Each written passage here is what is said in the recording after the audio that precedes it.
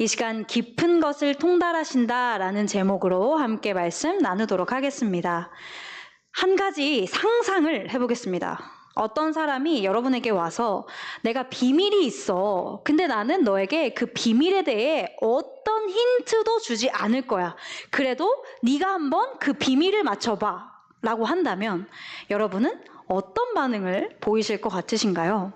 힌트를 달라고 조르는 분도 있을 것 같고 힌트도 없이 비밀을 맞추라니 이상한 사람이네 라는 눈빛으로 보시는 분들도 계실 것 같고 도전 정신이 투철하신 분들은 그래도 내가 한번 맞춰보겠다 하시는 분도 있으실 것 같습니다. 우리가 상대방에 대해서 꽤 잘 알고 있다면 힌트가 없더라도 스무고개를 해서 그 비밀이 무엇인지 알 수 있는 여지가 조금 있을 것 같아요. 하지만 그 비밀이 우리의 생각을 완전히 벗어나는 범주에 있다면 어떨까요? 우리가 이제까지 생각했던 우리의 세계, 우리의 우주라고 생각했던 그 범위를 완전히 벗어난다면 우리는 그 비밀을 맞추는 게 불가능할 확률이 훨씬 더 높을 것 같습니다. 오늘 본문에서도 비밀에 대한 이야기가 등장하고 있습니다. 7절에 보면 은밀한데 감추어진 것이라는 표현이 있는데 이것이 비밀을 의미해요. 그렇다면 그 비밀은 무엇을 가리킬까요? 본문 7절을 같이 읽어보겠습니다. 시작! 오직 은밀한 가운데 있는 하나님의 지혜를 말하는 것으로서 곧 감추어졌던 것인데 하나님이 우리의 영광을 위하여 만세전에 미리 정하신 것이라. 비밀은 곧 하나님의 지혜입니다. 여러분, 바울이 왜 하나님의 지혜를 언급할까요? 그냥 좋은 말 한마디 하려고 하나님의 지혜를 생뚱맞게 꺼내는 것이 아니겠죠?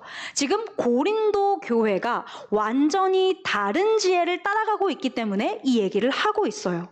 방금 읽은 구절을 포함해서 고린도 전서는 1장부터 3장까지 지혜라는 단어가 계속해서 등장합니다.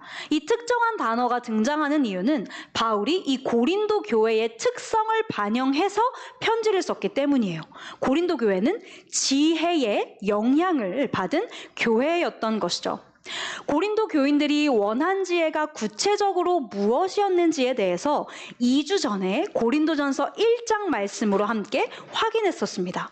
고린도 교인들이 원한 지혜는 당시 고린도 사회에서 원하던 지혜였어요. 철학, 수사학, 이성, 합리성에 관련된 탁월한 능력이었죠. 고린도 사회가 지혜를 숭배하던 모습을 교인들이 그대로 교회 안으로 갖고 들어와서 그것으로 신앙의 기준을 삼아버렸던 것입니다. 오늘날로 말하자면 이런 겁니다. 예수 믿는 사람은 멋있어야 돼. 능력 있어야 돼. 성공해야 돼. 인정받아야 돼. 세상이 말하는 삶의 이상향을 그대로 신앙 안으로 갖고 들어왔어요. 이 현상은 이 자체로도 문제였지만 더 큰 문제가 숨겨져 있었습니다. 무엇이었죠? 고린도 교인들이 신앙의 이상향으로 지혜를 추구함으로써 당시 사회에서 이 지혜의 반대로 여겨졌던 예수 그리스도의 십자가를 건너뛰려 했다는 점이었습니다. 십자가를 믿기는 하지만 자랑하지는 않았습니다. 십자가로 구원을 받고는 싶어 했지만 구원 그 이후에 그렇다면 내가 그 십자가를 품은 사람으로서 어떻게 십자가를 따라가야 할까? 어떻게 십자가가 내 삶을 정의해야 할까? 이것이 그들의 고민이 되지는 않았어요. 그리고 바울은 바로 이 점을 지적한 후에 고린도 교인들에게 인간의 생각을 완전히 뒤집는 하나님의 지혜를 얘기하고 있는 겁니다. 사람들은 예수님 십자가를 어리석다고 생각해요. 지혜에 정반되어 있다고 생각해요. 하지만 사실은 그 어리석어 보이는 십자가가 하나님의 지혜라는 것입니다. 이제까지 우리가 갖고 있던 모든 생각을 뛰어넘어요. 인간의 상식을 뒤집습니다. 그리고 그렇기 때문에 세상이 이것을 이해하지 못한다는 것이죠. 본문 9절입니다. 기록된 바 하나님이 자기를 사랑하는 자들을 위하여 예비하신 모든 것은 눈으로 보지 못하고 귀로 듣지 못하고 사람의 마음으로 생각하지도 못하였다 함과 같으니라. 그래서 하나님의 지혜는 비밀입니다. 감추어져 있습니다. 여러분, 그렇다면 이제 우리의 질문은 이것입니다. 하나님의 지혜가 사람의 마음으로 생각할 수 없는 것이라고 한다면 그러면 우리도 똑같이 사람이니까 우리도 하나님의 지혜를 알 수가 없는 거네요? 라는 질문이에요. 우리가 어떻게 어떻게 하나님의 지혜를 알 수 있게 되는 것일까? 라는 질문이에요.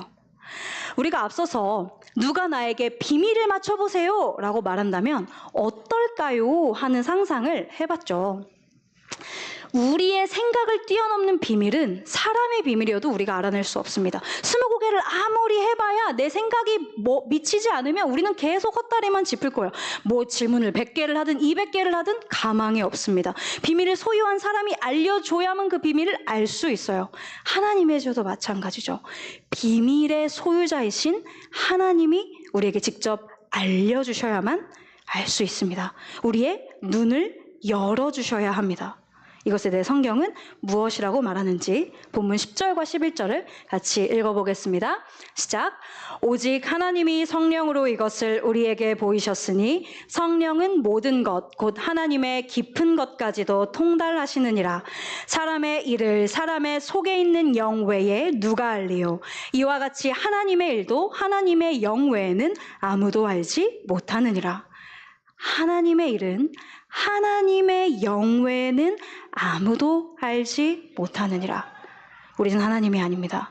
우리에게는 선생님이 필요합니다. 좋은 선생님이 필요합니다. 그러나 그저 좋은 선생님이 아니라 하나님을 누구보다 가장 잘 아는 선생님이 필요합니다. 그리고 하나님의 영이신 성령께서 오셔서 우리에게 진리의 선생님이 되어주시는 것이죠. 성경은 성령이 진리를 알리시는 분이라고 이야기합니다. 요한복음 14장입니다. 내가 아버지께 구하겠으니 그가 또 다른 보혜사를 너희에게 주사 영원토록 너희와 함께 있게 하리니 그는 진리의 영이라. 성령은 우리에게 다른 얘기하지 않으십니다. 거짓을 말씀하지 않으십니다. 우리가 학교 다닐 때 수업을 듣다 보면 선생님들 중에 꼭 한 분씩, 왜 웃으시죠? 수업을 들어오셔서 수업이랑 별로 관련 없는 얘기를 훨씬 더 많이 하시는 선생님들이 있어요. 그래서 우리 하원이 고개 끄덕끄덕하자 있단 말이죠. 물론 우리가 공부하다가 지루하니까 선생님들이 가끔씩 재밌는 얘기 해줄 수도 있지만 그게 아니라 어떤 선생님들은 수업에 되게 많은 시간을 이거 왜 얘기하시는 거지? 이런 걸로 막 세우시는 선생님들이 있어요. 그러면 우리의 정신에 혼미해지면서 나는 누구? 여긴 어디? 너무 답답하죠.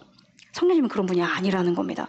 마치 1타 강사처럼 나에게 꼭 필요한 이야기, 나에게 꼭 주셔야만 하는 말씀, 오늘 나에게 알려주시고 싶은 하나님의 마음, 하나님의 뜻, 그것을 꿰뚫어서 보여주십니다. 진리도 꿰뚫으시고 우리도 꿰뚫으시기 때문입니다. 그리고 이렇게 성령이 우리에게 그 진리를 우리에게 알맞게 알려주시기 때문에 우리는 예수님을 알게 됩니다. 어디까지 알게 돼요? 그리스도의 십자가까지.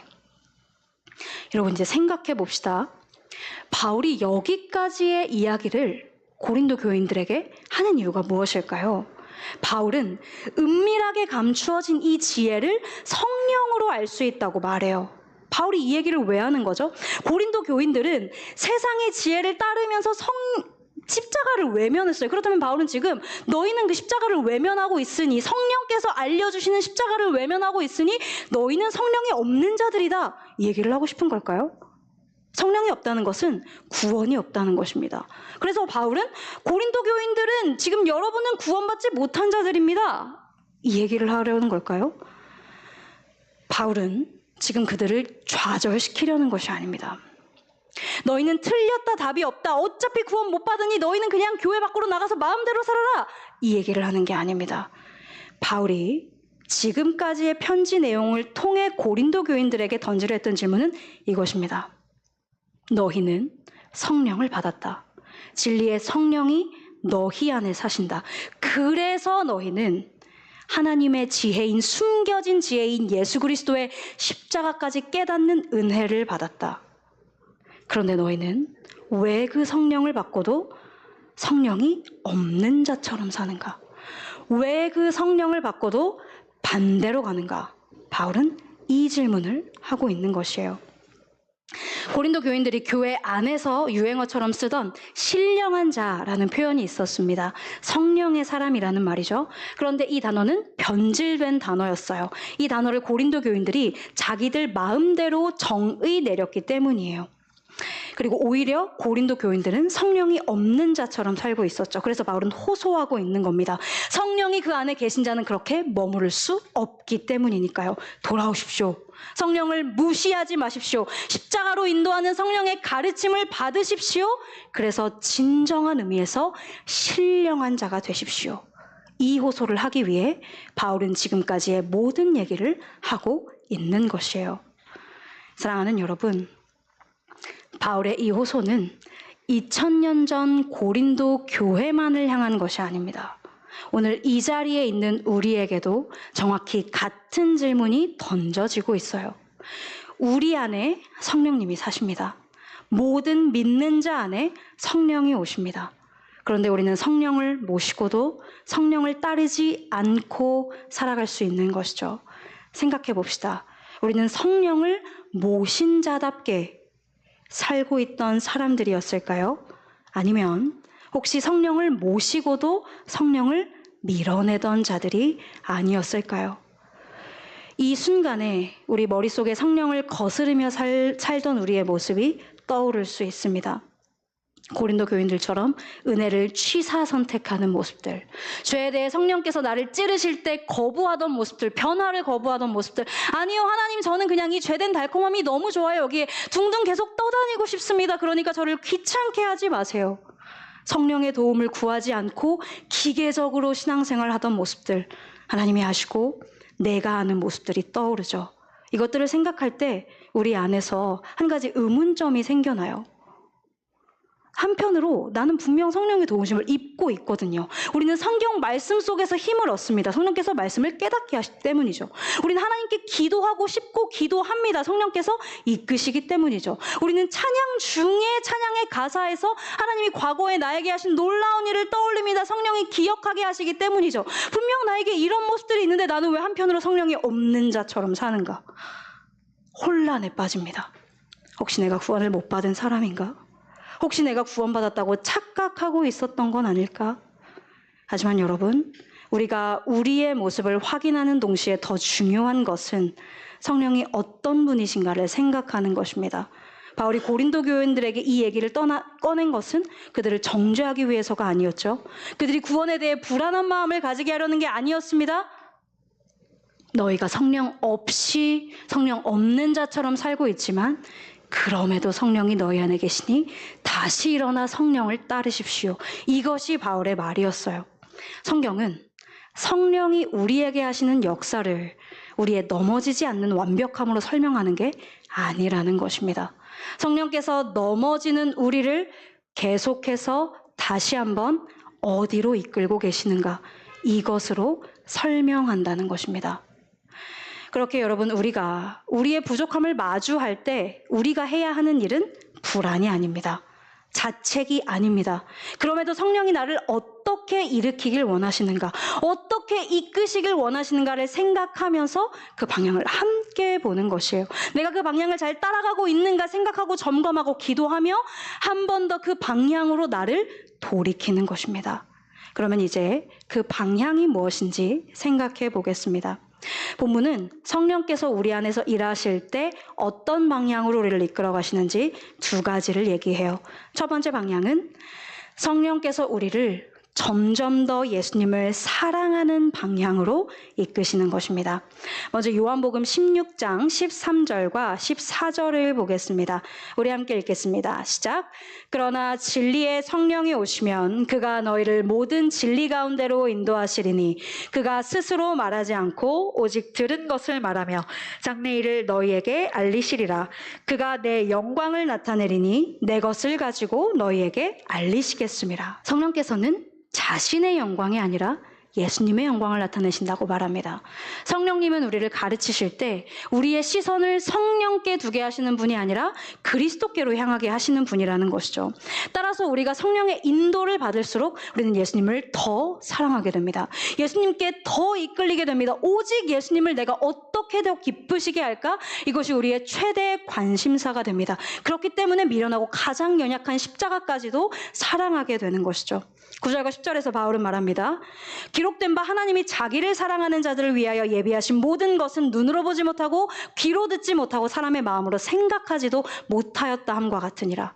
오직 하나님이 성령으로 이것을 우리에게 보이셨으니 성령은 모든 것 곧 하나님의 깊은 것까지도 통달하시느니라. 이것을 보이신다. 십자가를 말합니다. 이제껏 세상이 말하는 모든 좋은 것과 십자가가 반대에 있는 것이라 할지라도 누가 뭐래도 예수님의 십자가는 나에게 가장 큰 기쁨이고 자랑이라는 고백까지 성령께서 우리를 데려가신다는 것이죠. 사랑하는 여러분, 성령께서 우리에게 말씀을 열어주실 때, 기도를 열어주실 때 우리는 예수님을 더 사랑하고 싶고 사랑하게 됩니다. 그 방향으로 성령이 우리를 이끌어 오셨기 때문에 우리는 오늘도 예배하고 주님 앞에서 우리의 부끄러운 모습까지도 고백하고 있어요. 앞으로도 우리의 방향성이 은혜를 받을 때마다 예수님 더 사랑하는 것 되기를 축복합니다. 실패해도 죄를 지어도 예수님과 멀어져도 성령이 다시 나를 도우실 때마다 나는 여전히 주님을 사랑합니다. 주님 사랑해서 다시 옵니다. 이것이 우리의 고백이 되기를 축복합니다. 이어 두 번째 방향성은 다른 존재가 아닌 예수님 한 분께 영광을 돌리는 것입니다. 우리 본문 12절 말씀을 함께 읽어보겠습니다. 12절입니다. 시작. 우리가 세상의 영을 받지 아니하고 오직 하나님께로부터 온 영을 받았으니 이는 우리로 하여금 하나님께서 우리에게 은혜로 주신 것들을 알게 하려 하심이라. 여기서 말하는 은혜로 주신 것들은 하나님이 고린도 교인들에게 주셨던 많은 은사들을 이야기합니다. 고린도 교인들은 은사가 하나님께로부터 온 것임에도 불구하고 마치 그 은사가 자기의 것인 것처럼 행동했어요. 은사로 사람을 평가하고 스스로를 높였습니다. 그런데 성령께서 그 은사가 하나님으로부터 왔다는 것을 알게 하신대요.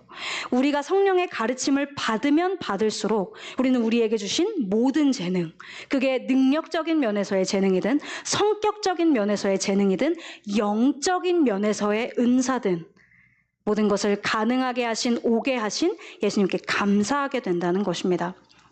여러분, 우리는 모두 예수님 때문에 받았음에도 불구하고 그것으로 나를 자랑할 때가 너무나도 많습니다. 나의 재능, 내가 유난히 뛰어난 어떤 특정한 인품, 나의 경험, 내 경건과 영성, 나의 성경 지식, 심지어 내가 주님을 위하여 내린 선택까지, 나의 열심까지. 말로는 예수님이 하시죠. 주님이 주시지요. 주님께서 이끌어 가시죠. 주님이 다 하신 겁니다. 이 헌신도 주님이 주신 겁니다 라고 얘기하지만 그 말 밑에 층위에 우리는 우리를 높이고 싶어요. 내가 이렇게 잘났습니다. 내가 이렇게 잘합니다. 내가 주님을 위해 이렇게까지 헌신하고 나를 희생하고 심지어 나의 사랑하는 가족들까지도 나로 인해 때로는 고생을 합니다. 그러니 여러분, 저의 열심을 봐주십시오. 우리는 이것을 외치고 싶을 때가 너무나 많습니다. 그래서 자랑을 해요. 대놓고 자랑하는 건 너무 하수 같으니까 때로는 은근히 자랑합니다. 그러나 그 은근히 안에 우리의 자랑이 있다는 것을 우리는 너무나 잘 알죠. 우리가 브레이크 없이 막 자랑을 하다가 여러분 언제 우리가 나 지금 뭐하냐를 깨닫죠? 성령이 우리를 다시 하나님 앞에 세우실 때입니다. 세우셔서 그분의 환한 빛으로 그분과 나의 진실을 보게 하실 때입니다. 다시 한번 나에게는 선함이 하나도 없구나.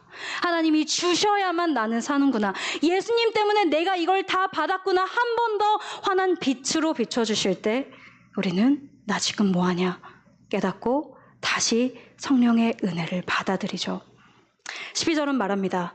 오직 하나님으로부터 온 영을 받았으니 이는 우리로 하여금 하나님께서 우리에게 은혜로 주신 것들을 알게 하려 하심이라. 사랑하는 여러분, 우리의 인생은 하나님의 은혜로만 정립되어 있습니다. 은혜로만 차곡차곡 쌓여 왔습니다. 성령께 이끌릴 때마다 다시 한번 우리에게 이 고백이 회복될 수 있기를 예수님의 이름으로 축복합니다. 말씀을 맺겠습니다. 저와 비슷한 세대의 분들, 그러니까 80년대 후반부터 90년대 초반에 태어난 어린이들 중에는 어린 시절 피아노 학원을 다닌 아이들이 참 많았습니다. 꼭 교회에 다니지 않아도 당시 많은 학부모님들께서 아이들에게 피아노를 시키셨어요. 그런데 그렇게 수많은 피아노 학원 다니던 아이들 중에 저처럼 더 이상 피아노를 치지 않는, 엄밀히 말하면 못 치는 거죠. 못 치는 아이들이 많습니다. 피아노 잘 치시는 분들께는 핑계로 들리실 수도 있겠지만 나중에 커서 이렇게 피아노를 포기한 아이들, 저 같은 아이들을 이렇게 불러 모아놓고 얘기를 나눠보니까 대부분의 아이들이 갖고 있는 공통적인 특징이 하나 있었어요. 아시는 분들도 있겠지만 뭘까요? 피아노 학원 선생님이 너무너무 무섭습니다. 제가 아직도 그 피아노 학원 선생님이 기억이 나는데요. 이렇게 치다가 틀리잖아요. 그러면 유치원생, 초등학교 저학년 아기들인데 선생님이 그 손가락을 꾹 눌러요. 너무 아프죠? 근데 그걸 계속 누르는 거예요. 그러니까 틀리는 게 무섭고 학원 가야 되는데 또 틀리고 나는 안 틀릴 자신은 없고 아프고 가기 싫고 그래서 매일매일 저는 어떻게 하면 오늘 피아노 학원 안 갈까? 이게 저의 궁리 대상이었습니다. 성경은 우리에게 하나님의 지혜를 가르쳐 주시는 선생님이 필요하고 그 선생님이 계시다고 이야기합니다. 그분은 선생님이면서 우리의 하나님이시고 또 격려자이십니다. 진리의 수호자이시면서 불완전함 없이 우리를 옳은 길로 인도하시는 분이십니다. 피아노 틀리는 것에 비할 바 없이 우리는 더 심각하게 또 더 자주 하나님의 진리를 잘못 다룹니다. 하나님의 마음을 오해합니다. 내 입맛대로 십자가를 해석하고 의와 죄 사이에서 끊임없이 경로를 이탈합니다. 하지만 우리에게 계신 성령은 무서운 피아노 선생님이 아닙니다. 사랑하는 여러분, 성경은 우리에게 우리 안에 성령이 계시면 우리는 절대 넘어지면 안 된다고 말하지 않습니다. 우리는 계속 넘어집니다. 엄청 넘어집니다. 제가 예언 하나 할까요? 이번 주에 우리는 엄청 넘어질 겁니다. 방금 기도하고 나왔는데 또 넘어질 겁니다. 그렇지만 그래도 우리는 다시 일어나요. 깊은 것을 통달하시는 성령이, 하나님의 지혜를 가르치시는 성령이, 아시는 성령이 우리 안에 계시기 때문입니다. 우리 안에 계셔서 본인이 아시는 그 지혜를 우리에게 한 번 더 말씀하시기 때문입니다. 그리스도를 보고 사랑하고 그분께 영광 돌리게 하시기 때문입니다. 여러분, 오늘 이 자리에서 우리가 스스로에게 물어볼 수 있으면 좋겠습니다. 나는 성령의 가르침을 받고 있는가? 성령께서는 오늘도 우리 안에서 하나님의 은밀한 지혜를 알려주고 싶어 하십니다. 우리가 그 성령께 응답할 수 있기를 축복합니다. 그래서 하나님의 지혜를 향해 날마다 돌이키고 성령을 모신 자의 영광을 누릴 수 있기를 예수님의 이름으로 축복합니다.